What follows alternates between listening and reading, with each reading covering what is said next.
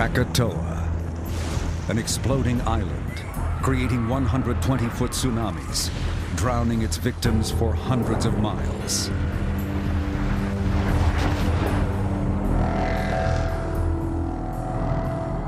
Vesuvius, incinerating the inhabitants of Pompeii with superheated clouds of ash and steam, entombing them in rock for 1,800 years.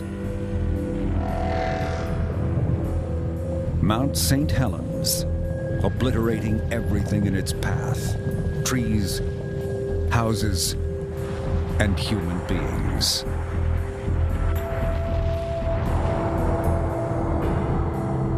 And at the heart of the African continent lies another volcano, one that may be more destructive than all the rest, Mount Nyiragongo. With the fastest moving lava in the world and 2 million people living in its shadows, when Nyiragongo erupts, it could be the worst natural disaster in history. And now, it is awakening. To forecast when Nyiragongo will erupt and save the lives of millions, volcanologists venture into the belly of the beast, searching for clues in the crater of the active volcano. Lava is boiling, extremely violent. For the next time Nyiragongo erupts, it could destroy the homes and lives of multitudes of people. Up next on Nova, Volcano under the city.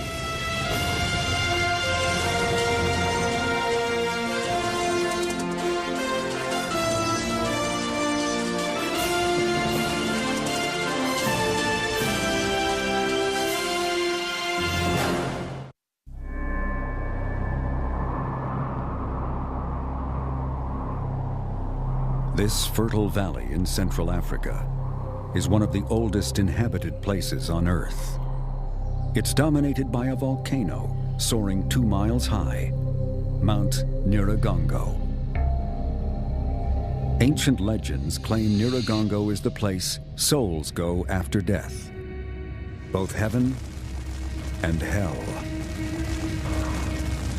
For years, the volcano smoldered peacefully in the distance.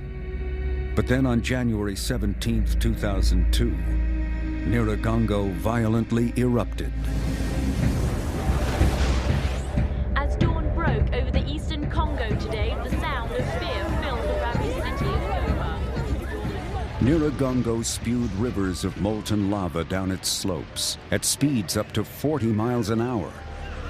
The sleeping city of 500,000 people was taken completely by surprise.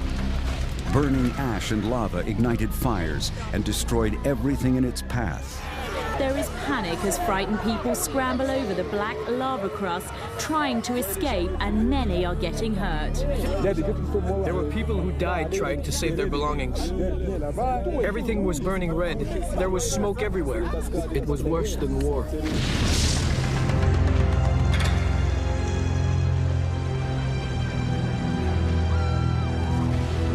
The 2002 eruption left over 100 dead, 120,000 homeless, and over 40% of the city destroyed. Now, Nyiragongo, the fire-breathing mountain, is reawakening. The only question is, when will it erupt again?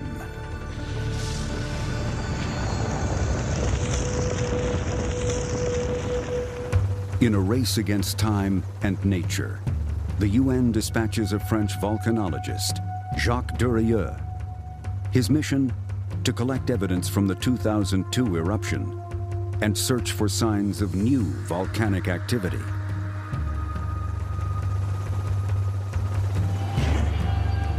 From the city of Goma, he follows the blackened path of the 2002 lava flow, leading back to the volcano. As he flies above the rim of the crater, he sees an important clue. There's no lava visible near the top of the volcano. For some volcanoes, this could mean it's dormant, with no imminent threat of eruption.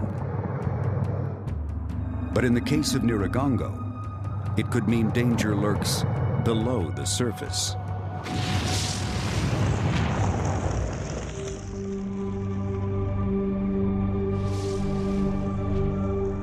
There are two basic types of volcanic eruptions. Explosive volcanoes, like Mount St. Helens, blast enormous amounts of gas and ash from their tops. The lava erupts violently as tiny rock fragments that blast as high as 20 miles. And when it comes down, it scourges the earth in superheated clouds of ash and steam, called pyroclastic flows.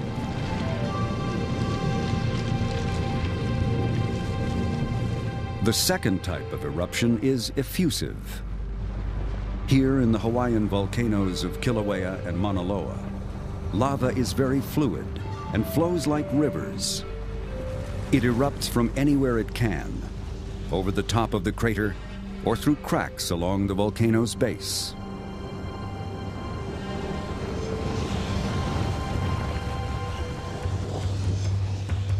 Nyiragongo is effusive and is distinguished by an extensive network of cracks, or fissures. These fissures radiate like spindly spokes out from the base of the crater, both on the surface and underground.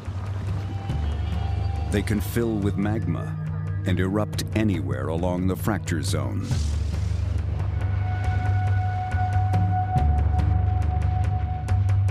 Duria inspects the web of fissures through a thermal camera. The heat along the fissures makes them appear white hot. Even more frightening, he discovers Nyiragongo's deadly web of fissures extends beneath the city of Goma.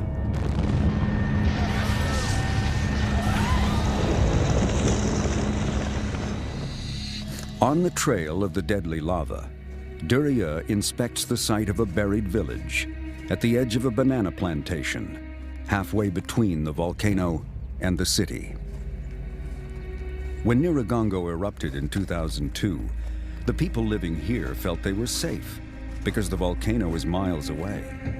But then, the fissures filled with lava beneath their feet. Some people were able to escape and to run from the lava, but the old one and the sick man were not able to run like that. They have been caught by the lava and they've been killed by the lava flow. Magma that reaches the Earth's surface is called lava. It flows as hot streams, and Nyiragongo's is especially lethal, the fastest on Earth. Its unique composition produces a molten fluid that's been clocked at speeds up to 60 miles an hour. Not even the fastest human in the world could outrun it. Here the lava was liquid, like water. It was a huge surge of lava flowing down the slope, and it arrived in a banana plantation. Banana trees are just a very soft plant. If you push it, it just collapsed. But these plants did not collapse. The lava surged around them, and when it cooled, what was left were hollow molds of banana trees. In the year 79, the eruption of Mount Vesuvius near Pompeii also created molds, but these were of humans, captured as hollow forms at their moments of death. Vesuvius killed 3,300, but if Nyiragongo erupts without warning, as many as 2 million could be killed. But how do you forecast the eruption of a volcano? Volcanologists search for clues in 3 basic ways. The first way is seismology, by looking at the distribution of earthquakes beneath a volcano. The second is land deformation. We look at whether the volcano is inflating or deflating by looking at very small movements in the flanks of the volcano. And the third way is by analyzing the chemistry of the gases in magma. We can look at the composition of the gases to understand whether magma is at shallow or deep levels.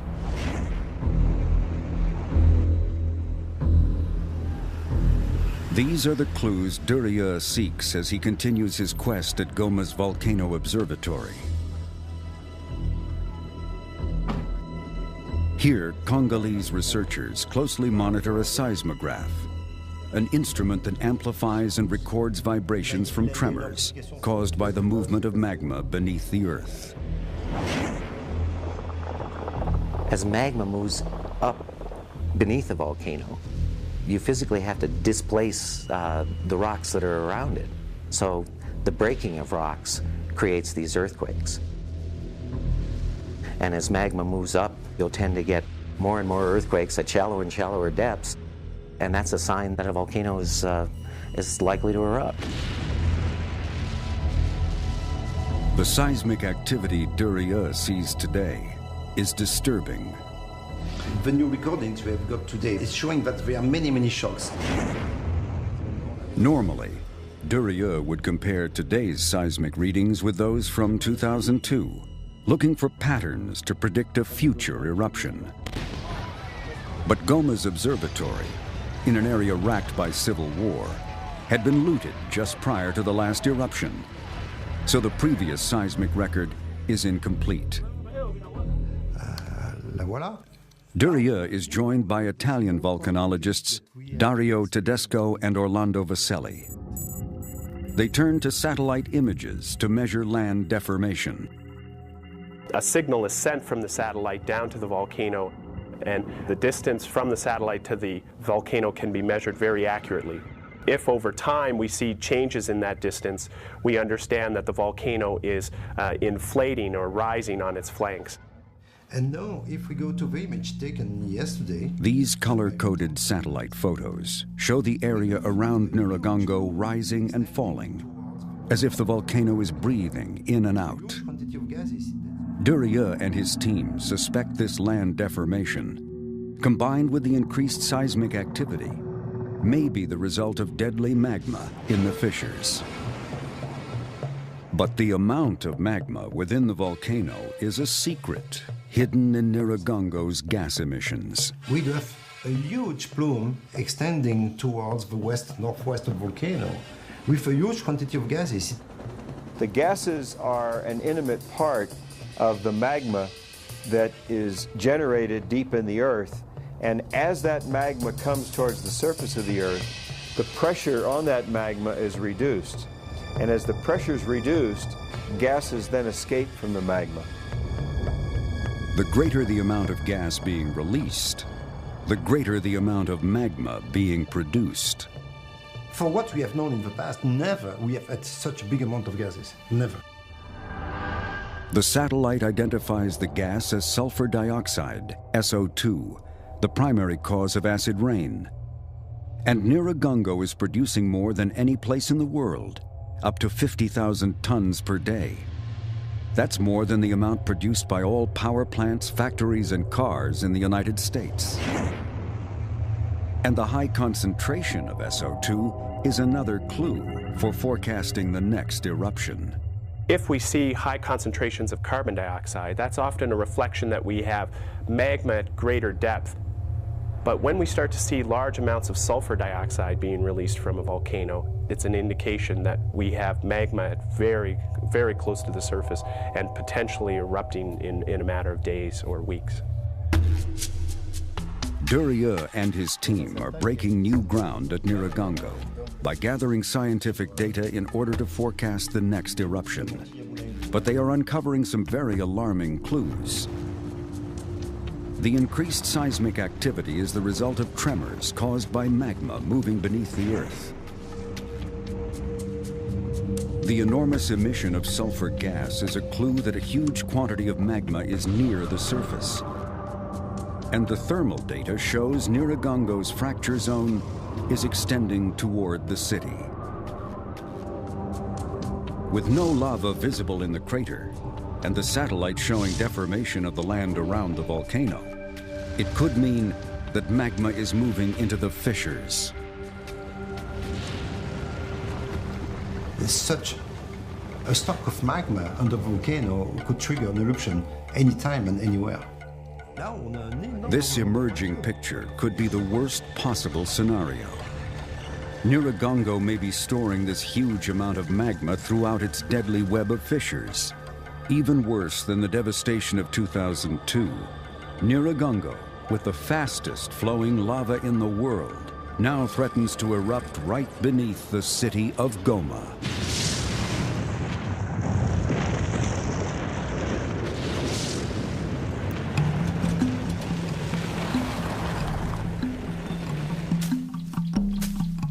To discover just how imminent the threat might be, Tedesco, Vaselli, and a researcher from the Goma Volcano Observatory gathered gas samples all along Nyiragongo's web of fissures.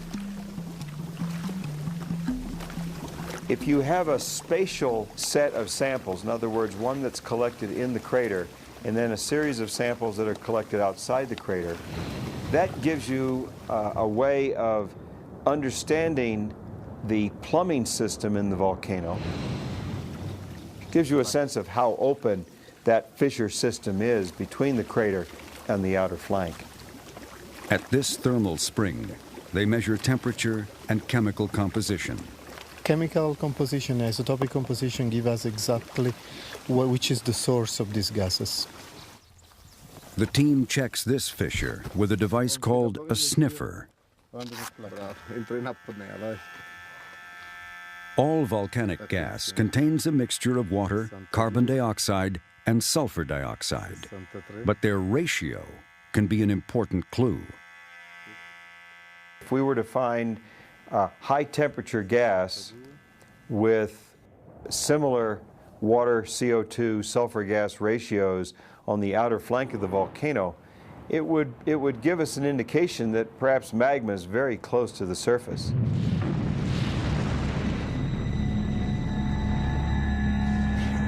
But the buildup of magma in Nyiragongo's fissures is not the only threat to the people of Goma.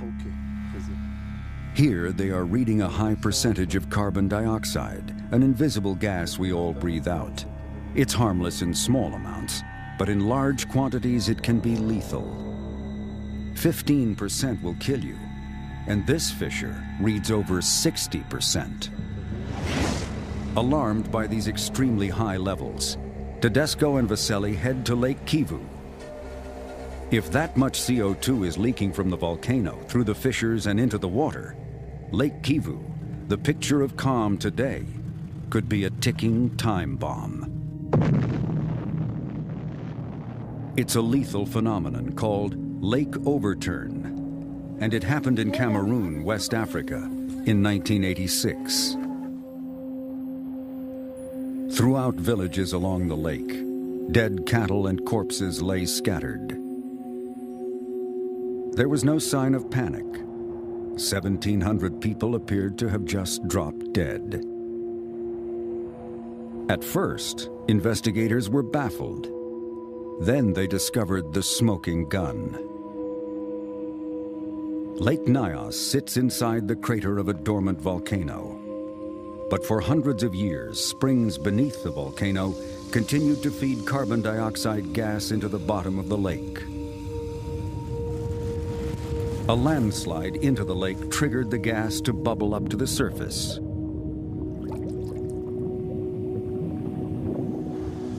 When the inside of the crater was full, a cloud of CO2 spilled over the rim, crept down into the valley, silently spread through villages, suffocating every living being.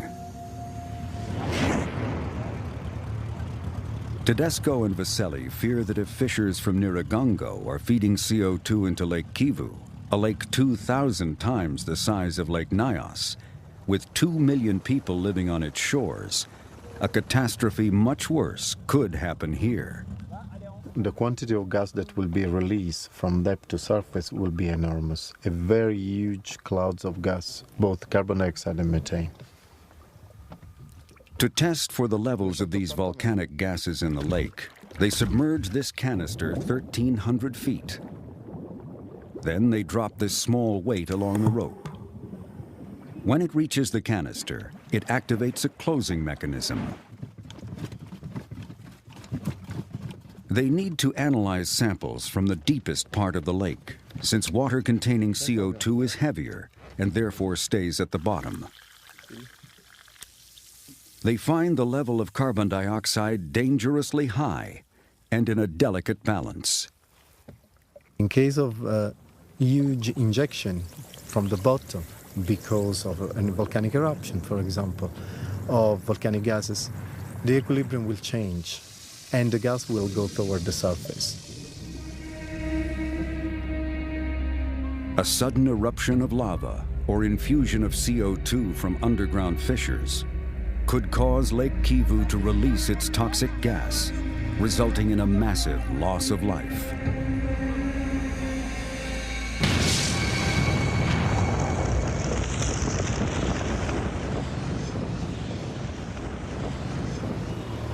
As Durieux and his team drive the route of the main lava flow from the 2002 eruption, they find the situation in the city even more dangerous. People are building homes right on top of the lava's deadly path. What it is surprising is how fast the people are rebuilding on the lava flow. Yeah. And coming back to live on the lava flow. They are not afraid of it, they don't have another place to go. I believe they don't really understand the danger that there is here. The scientists have taken nearly every measurement available, but two critical pieces of the puzzle are missing. A gas sample from within the volcano's crater to compare with gas in Nyiragongo's fissures. If they're the same, it would be a sign that the volcano is actually under the city. And a sample of Nyiragongo's lava to help forecast when the volcano will erupt.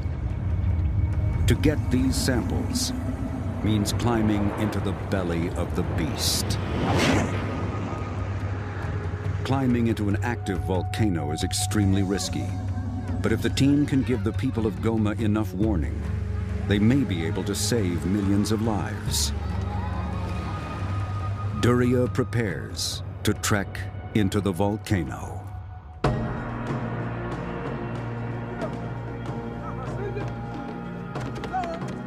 This is not the first time Durieux has led an expedition into Mount Nyiragongo. He first came here in the 1960s and has been back often. Locally, he's known as the bearded man who comes from the volcano. He's been working with many of the same trusted porters for 25 years.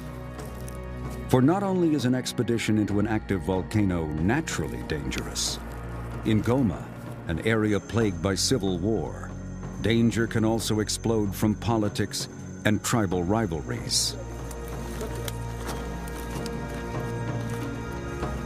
The team of scientists, climbing specialists, and 40 porters follow the black-hardened path of the 2002 lava flow, actually passing one of the places that lava erupted from a fissure.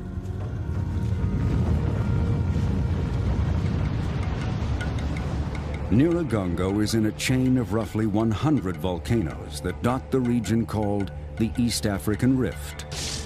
At one time, this region was the source of the Nile, but 2 billion years of eruptions transformed its headwaters into lakes. Today, Nyiragongo is one of only a few volcanoes still active in the region.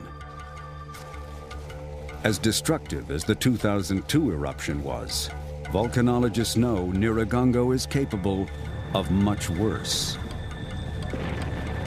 When we think about the risk, the hazard of this region, we have an eruption occurred 700 years ago that covered completely the whole region.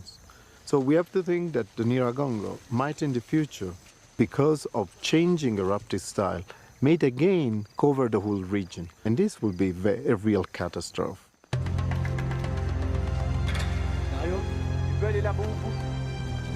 Finally, after a 6-hour ascent, the expedition approaches the rim of the volcano. It's here, at 11,400 feet, where the team sets up base camp.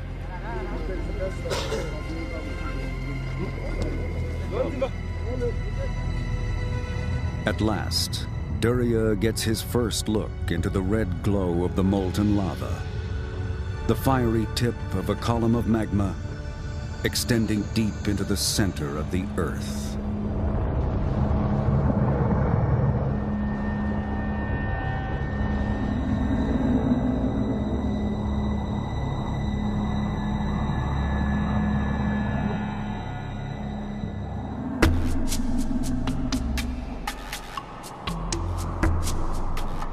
The next morning, after a night spent literally clinging to the edge of the volcano, the team rendezvous beside the crater's edge to plan their descent.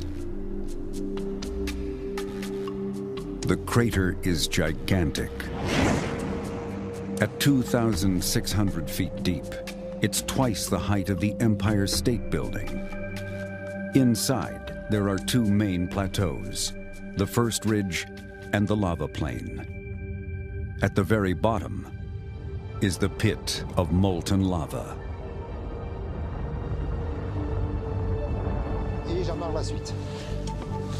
Duria decides to scout ahead with expert climber Jacques Barthélemy. Je fais la longueur suivante, hein? Ok, vas-y. Nyiragongo's walls and rock face are extremely fragile. Foot and handholds are abundant, but finding places that will not give way is difficult. The crater is constantly shaken by microquakes, loosening its walls.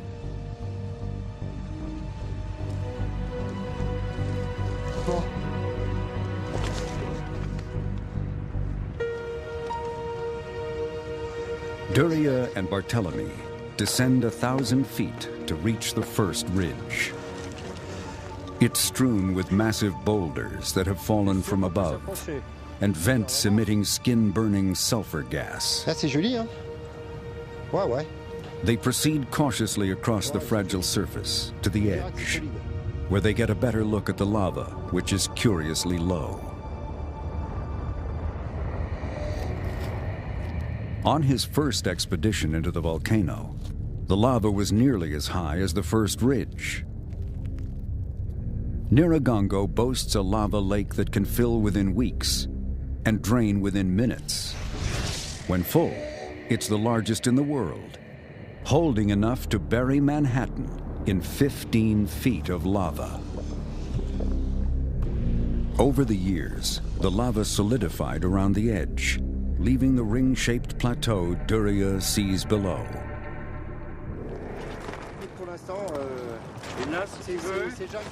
By now, the core of Duria's team has arrived on the first ridge with extra climbing equipment. To get the lava sample, they'll have to make an additional 600-foot vertical descent. Doucement, doucement, doucement, doucement, doucement, doucement. It's a lot further down to climb, in a crater with volatile lava that could quickly rise. Et je devrais arriver d'ici 20 mètres à peu près. Ok, très bien.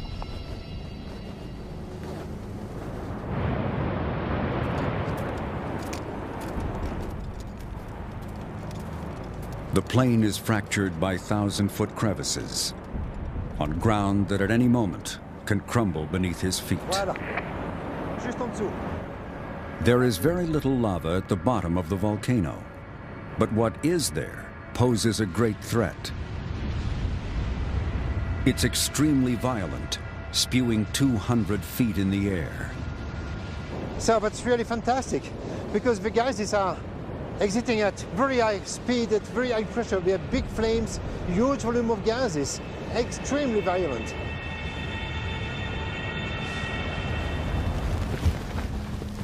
By the end of the day, the core team reaches the lava plain.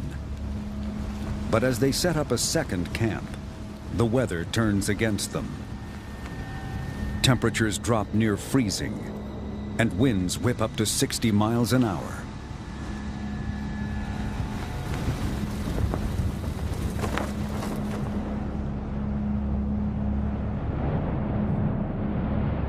The team knows that tomorrow, getting close enough to Nyiragongo's lava pit to retrieve the lava sample will be extremely dangerous.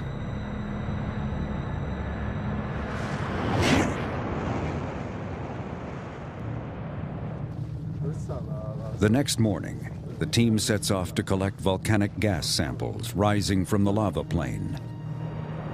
These gases are given off by hot magma under the surface. Tedesco and Vaselli will compare them with samples they collected in Goma and along Nyiragongo's fracture zone.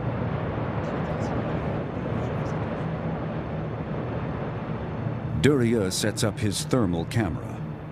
White and orange indicate the hottest areas, the ones that are closest to magma. The information from the thermal camera tells Tedesco and Vaselli which fumarole or vent will yield the best gas sample. So we are looking for a specific place where the temperature is good, high enough, and at the same time the depth is very little, so we can insert our tube, sampling tube inside. To get a pure sample, the fumarole must be just the right depth and narrow enough to not allow atmospheric and volcanic gases to mix.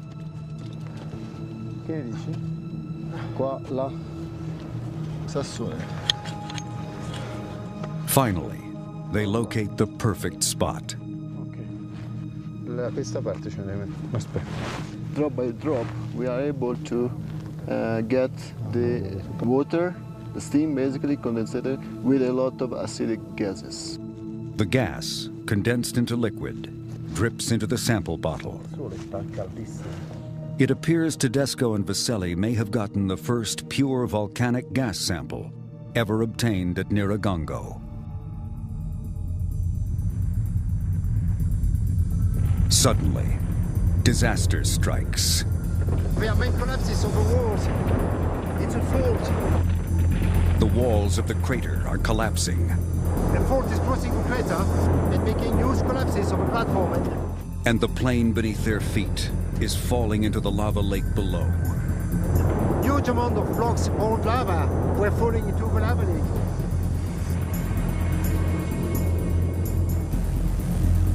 Massive cracks are appearing and spewing scalding gases dangerously close to the men. Rock slides throw toxic ash into the air. A windstorm whips through the crater. Conditions are life-threatening. And the lava pit is growing more violent. Projections are very high, but between 15 and 16 meters high. The size of the sputters is between 2 and 5 meters. So it's so violent that we cannot reach the point. Nyiragongo seems to be fighting back. The team cannot climb down low enough to retrieve a lava sample. They're going to have to retreat. Nyiragongo has yielded one prize to the scientists, a pure sample of volcanic gas, to help them understand how far the volcano extends under the city. But if they're going to retrieve the lava sample, they'll have to devise another way and hope Nyiragongo will give them a second chance.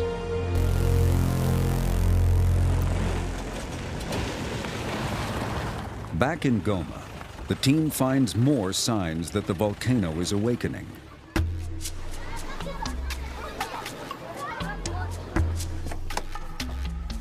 Duryea visits one of the seismic monitoring outposts built after the 2002 eruption.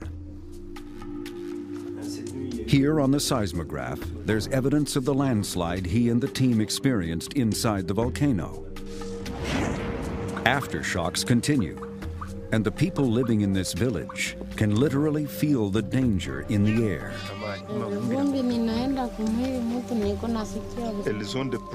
They are having problems with the rain and with the volcanic ashes because when it rains, the ashes fall all over their bodies and it hurts them. One villager has been collecting rainwater, and Tedesco does a chemical analysis. Very acid water, very rich in chlorine, fluorine, nitrate, and sulfate. Nyiragongo's volcanic gas is producing skin-burning acid rain and poisoning the village's drinking water. Even worse, the team is called in to investigate reports of some mysterious deaths at a nearby school. Tedesco and Vaselli test gas from a fissure just off the playground.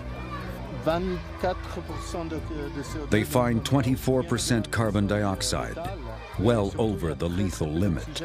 The children were playing games, hide and seek, and they went over there and they suddenly died. Then people came with tree branches and hauled them away with a rope. They took him away to bury them. It was very sad. It appears even as Nyiragongo slumbers, it is already claiming lives. The children fell victim to an ancient killer, a mazuku, or evil wind. Mazukus are pockets of odorless volcanic CO2, and for miles around, hide in what appear to be harmless clusters of grass. In Swahili, Durieux warns the villagers how the deadly gas can kill. He ignites a safety flare and tosses it into the mazuku.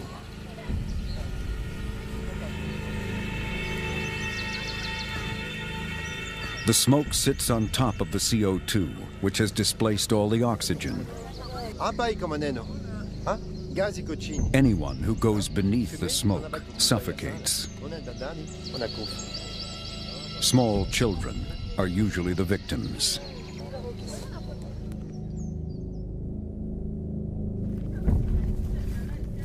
It happened to this woman's child. Here is the spot where a neighbor found her daughter. She had sent the child to get some sugar, but she never came back. Later, she learned the child had walked through the mazuku and died.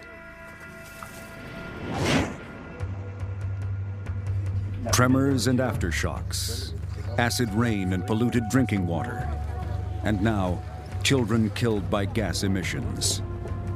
The threats to the 2 million people living in the shadow of the volcano are intensifying every day.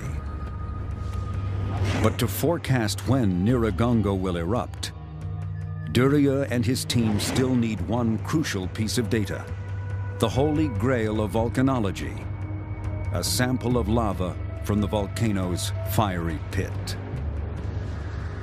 Even if you only had one opportunity to sample a volcano, that tells you a lot about where it came from, how deep it came from, how long it took to get to the surface, whether it's been sitting at a shallow level for a long period of time, or whether it's traveled a long way in a very fast, potentially explosive manner.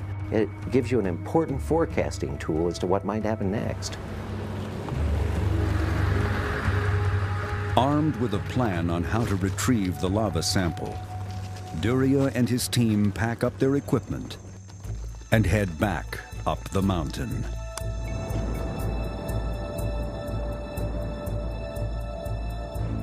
When the men arrive at the summit, Nyiragongo's pit of lava, 2,600 feet below, is more violent than ever.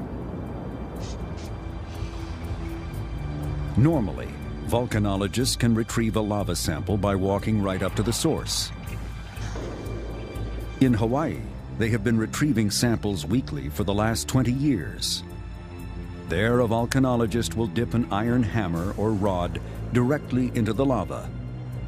It solidifies on the iron, and they quickly pull the sample out.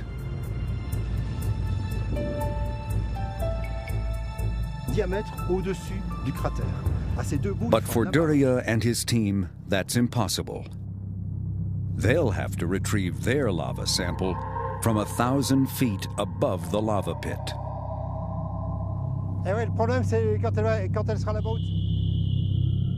Their plan is to extend a rope across the pit, guide a pulley to the center, and lower an iron hammer into the lava.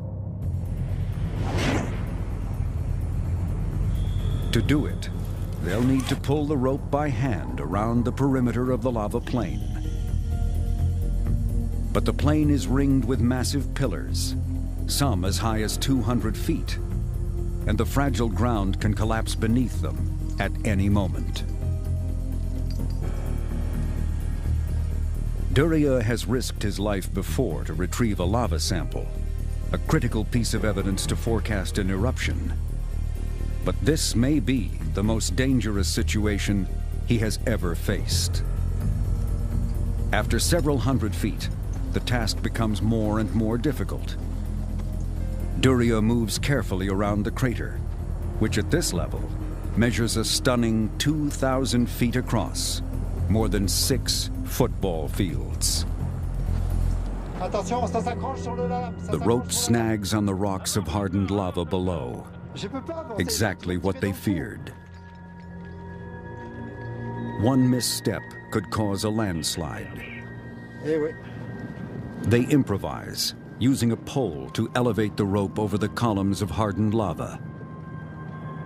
The mission to retrieve the sample is in jeopardy. With gas emissions increasing, their vision is obscured. Then, one member of the team climbs onto a lava pillar to untangle the rope, but disappears into the fog. It's a tense moment as the men wait anxiously to see if he is safe and successful.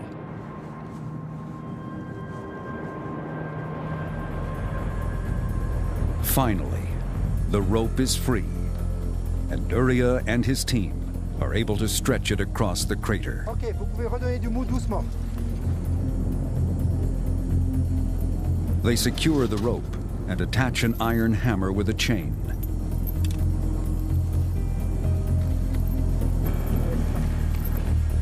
They drop the iron hammer off the edge of the lava plain. Matériel de prélèvement qui tout doucement avance. There are 1,000 feet between the cable and the surface of the lava.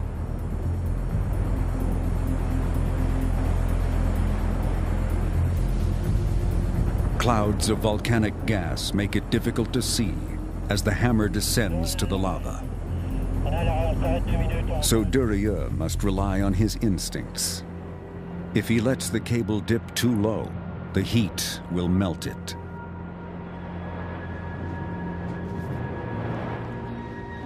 He tries to retrieve the hammer, but the cable seems to be stuck. Lava pools have a quicksand effect and could have swallowed the iron hammer into its pit. The cable is freed up, and on the other side of the crater, the men are turned into human anchors with the rope cutting painfully into their bodies. Duria watches anxiously as the cable rises through the dense smoke.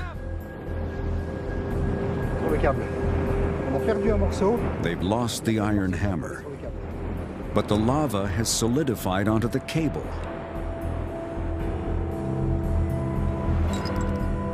The sample is extremely fragile, and if it strikes the surrounding walls, it can fall back down into the pit. Stop, stop, stop! Quand on va remonter, ça va arracher. Jacques, du mou mètre par mètre, tout doucement. Tout doucement, Jacques. Tout doucement, encore. Attention, laisse-moi passer. Laissez-moi descendre, bordel! Non, continue. Je dis rien.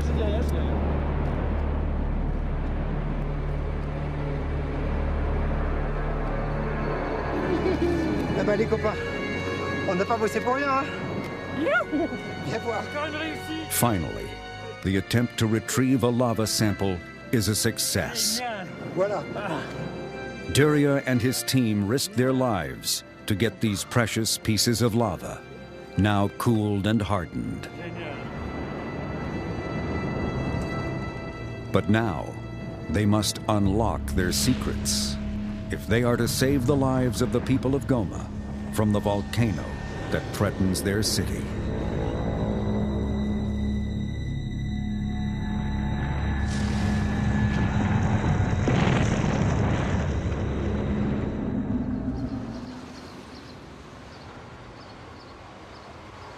At the University of Florence, Tedesco brings the lava samples to one of his colleagues, rock and mineral expert Alba Santo.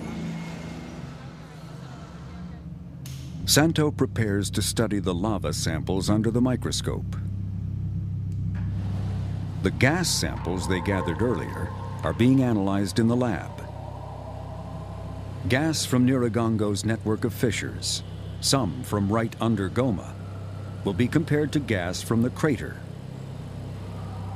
The two main gases that are erupted during a volcanic eruption are carbon dioxide and sulfur dioxide.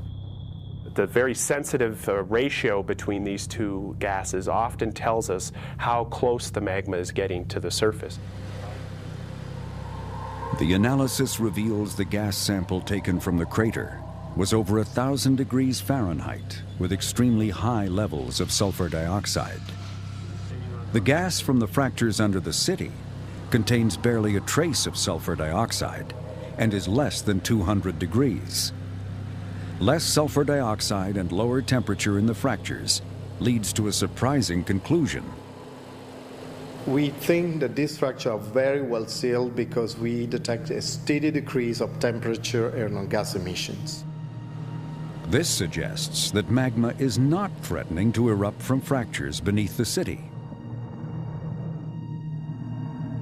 Yet all other evidence, seismic activity, land deformation, and the huge quantities of gas emissions, all indicate Nyiragongo is producing enormous amounts of magma. If not in the fissures and not in the crater, then where could it be? Perhaps the new lava sample can solve the mystery. In Alba Santo's lab, she cuts the lava into thin sections and looks at them under a microscope. What she sees is the petrography, or history of the magma. We can obtain from a petrographic observation what happened during the rise of magma to the surface. By observing the size, shape, and composition of the minerals in the lava sample, Santo can determine clues to the origins of the magma.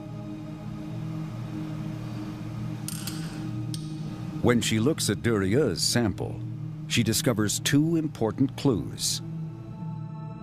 The lava's color and composition, a high concentration of iron and magnesium, tells her the magma formed at an extremely deep level, perhaps 50 miles or more beneath the earth.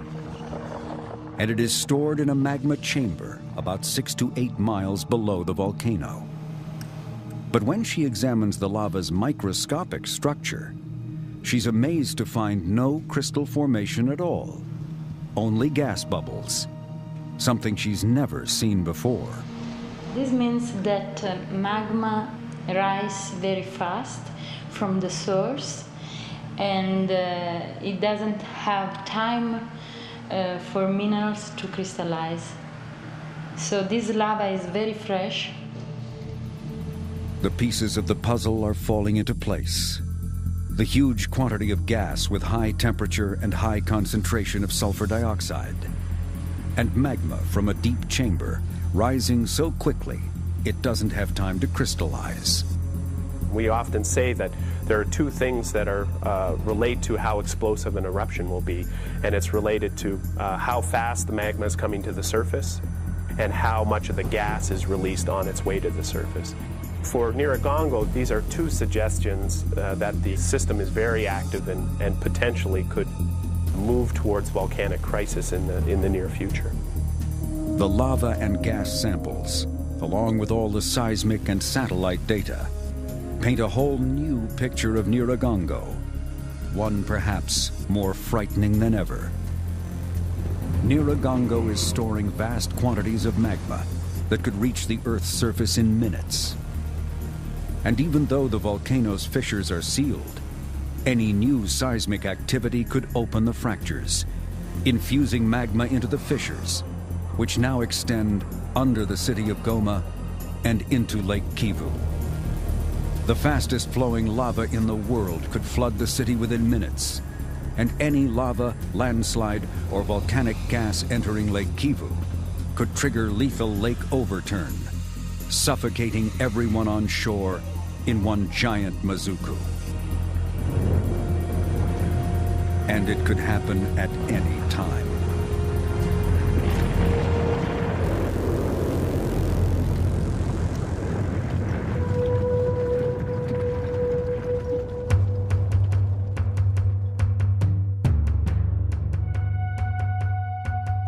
Jacques Durieux returns to Goma.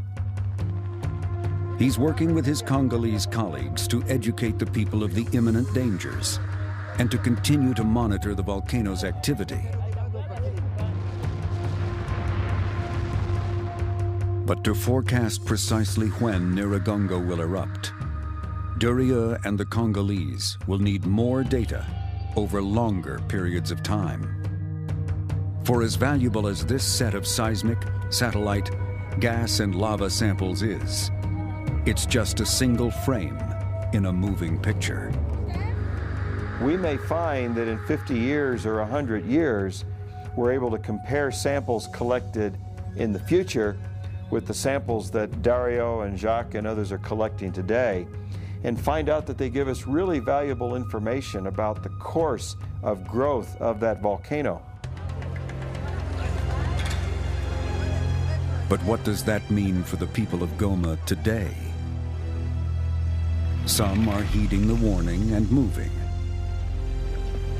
Others are rebuilding their homes right on the path of the deadly lava flow.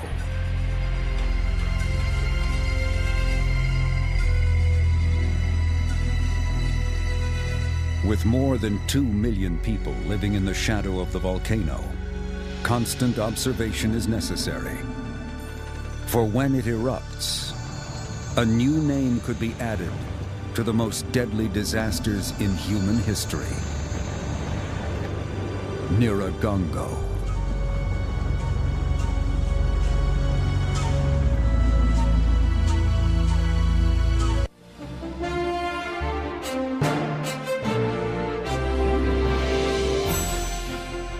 On NOVA's website, explore deadly volcanoes around the world. Go behind the scenes with the filmmaker of Volcano Under the City and more. Find it on pbs.org.